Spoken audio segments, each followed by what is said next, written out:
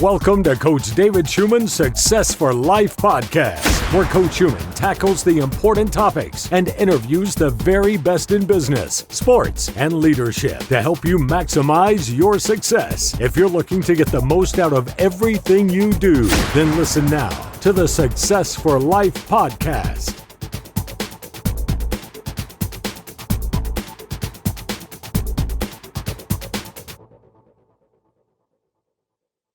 How to go from zero revenue to over $1 million in revenue. So many times I see all these different videos and courses about entrepreneurs that have taken themselves from mild success or having no money to $100 million. And for the average person, that's a real tough thing to swallow. I'm going to show you today how you can take your business from zero in revenue to $1 million within a few years time frame. Who am I? I'm David Schuman. I own a company called Schuman Enterprises, the holding company, but NUC Sports, which focuses on running football events, showcases, all-star games, recruiting services, training for athletes to help better them and help them get recruited. That's our primary focus. We've expanded into other things company-wide since then, but that's our primary focus. Number one thing at the time when we built our business, we had a niche marketplace. When I first got into opening my own company, our company has evolved into several different things. But at first, fundamentally, the mission was to be able to help athletes get better, to have a better opportunity for them to play in college. And that involved training, speed, quickness, and agility training. That's what we did when we first started out. It's now a boom industry, but back in 2002, we started out, there wasn't a ton of companies.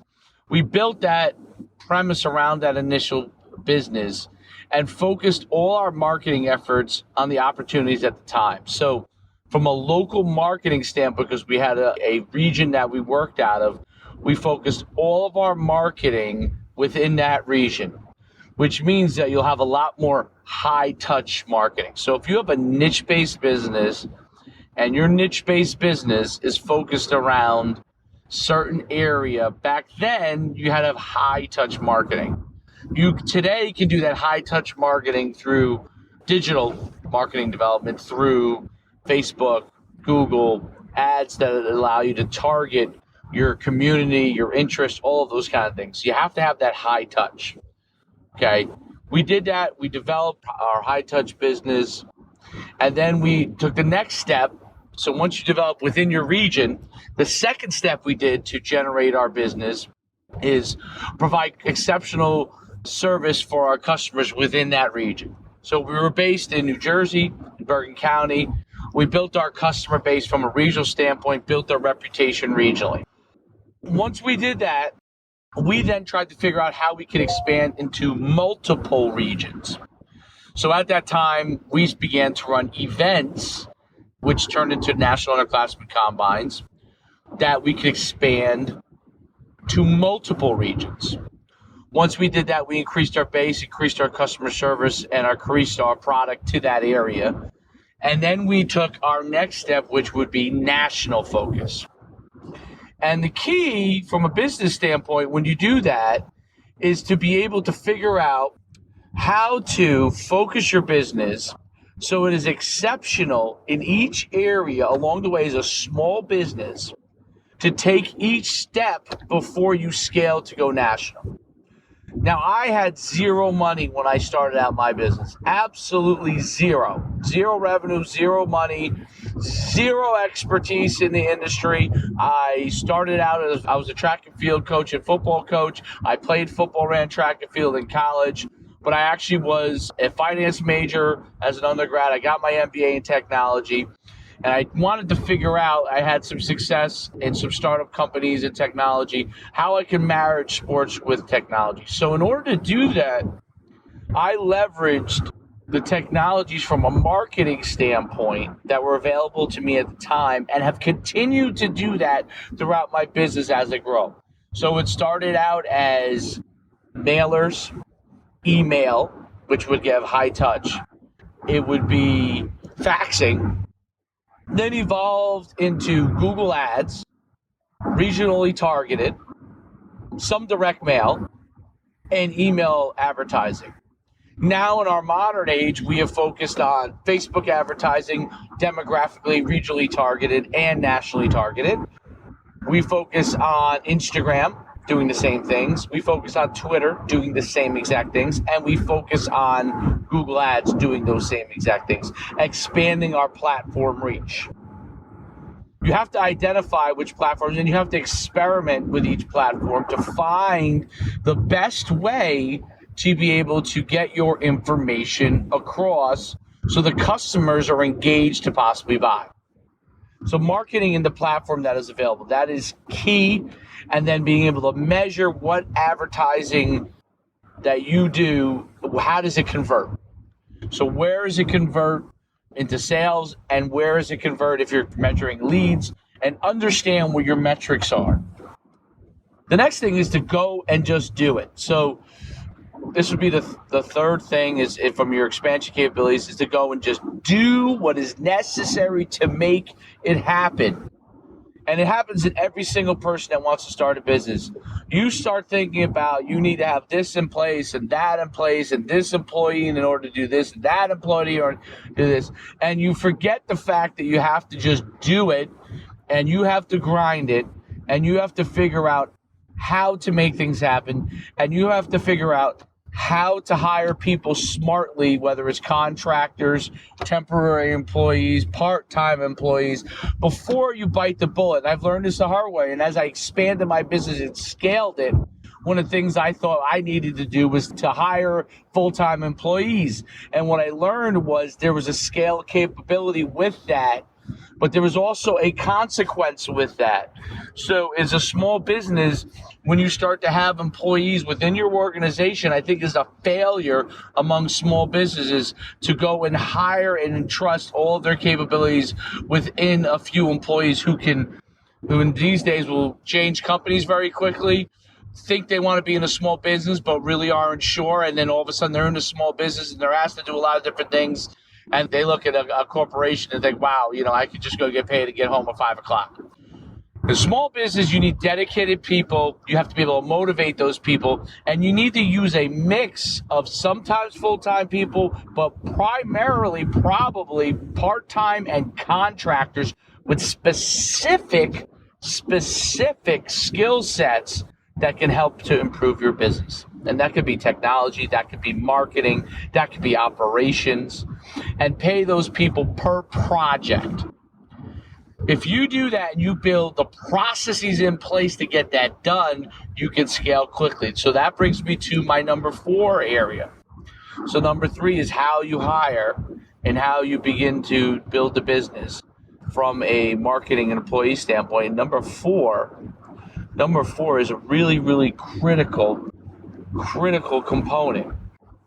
The key is to have processes in place for each task that has to be done, whether it's sales, revenues, generating, whether it's operations, in order to get yourself in a situation where you then can go and scale, that you could hire contractors that can follow your platform to be successful.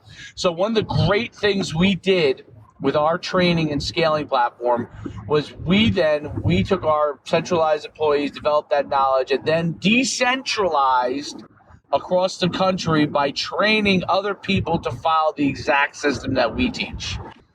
Okay, and that's really, really important. And so we've had a lot of failures and a lot of successes with that. And there is tremendous trial and error, and you're going to have ebbs and flows in your business because of this. You'll have guys that will do a great job that you'll be able to keep. You'll have people that will fail, and you have to replace and train again. The key is not to get frustrated. The key is to get your processes right and to keep working those contractors and part-time people through. And if you get a big-time revenue generator, then they can become a full-time person. Number 5, focus on generating the product that will generate revenue for you. Revenue is the key to any business, you must figure out how to scale your revenue. If you can scale your revenue, then you can capture the marketplace. If you capture the marketplace, it's a lot harder for other people to compete. I can't put that any simpler. You must have marketing and sales processes in place, and you must go and do it in order to make it happen. Finally, number six,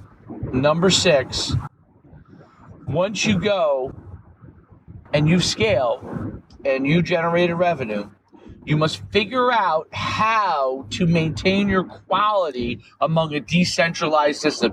This is the biggest failures of all companies when they go and scale. How do you increase quality control?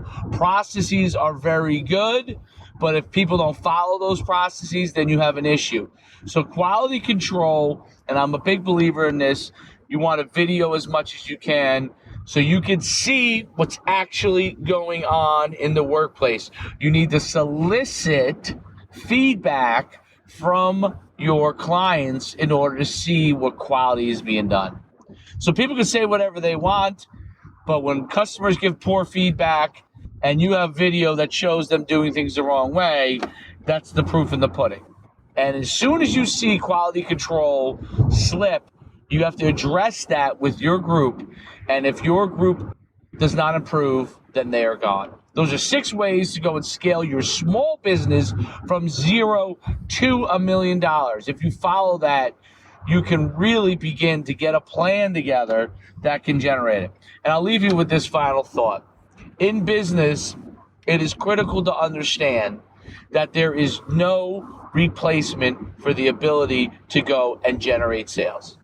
If you cannot generate sales, whether it's direct selling or through your marketing, preferably both, then you will not have a business. A lot of entrepreneurs who have great ideas fail because they do not understand that they have to go out and A, do it, and B, sell. If you're not doing it and you're not selling, and then you're not closing people, and it's not closing in the way that you think about it, but closing in a way that you create value for the customer so they have enough interest to give you the dollar because they trust that you could deliver something good to them, and hopefully something great and excellent. That is the key. If you do those things, you'll begin to generate success. And as a small business, you can scale very, very quickly. Thank you. This is Dave Schuman. If you enjoy this, please subscribe, comment, and look forward to hearing more from you.